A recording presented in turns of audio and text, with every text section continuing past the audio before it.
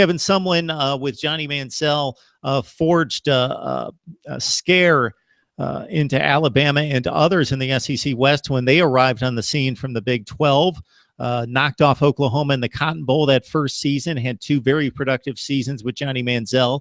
Kevin Sumlin was the chic coach in college football, bringing in top 5 recruiting classes. Now, 3 consecutive 8-5 campaigns. They get off to hot starts, aided by a weak non-conference schedule. And then they just get hammered down the stretch.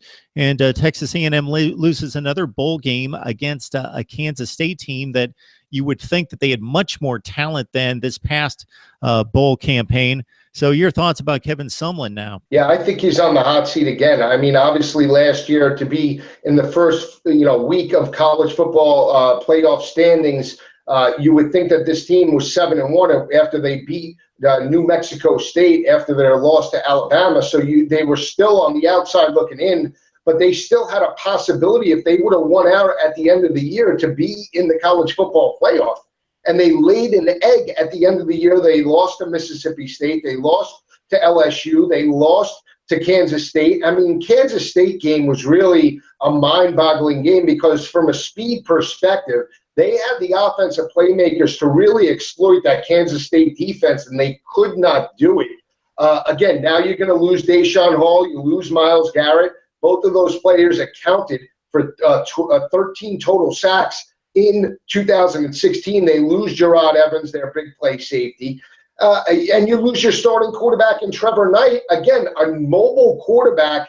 And both of those guys that are battling it out now, Kellen Mond and Hubenak, yeah, whoever gets the nod there is not going to be the same type of experienced quarterback in terms of big game experience that Trevor Knight was. So where is this team heading into 2017? I mean, they're going to have an identity, especially from an offensive perspective. They lose Ricky Seals-Jones. They lose Josh Reynolds. All the pressure now falls on Christian Kirk. I mean, they have Travion Williams and Keith Ford.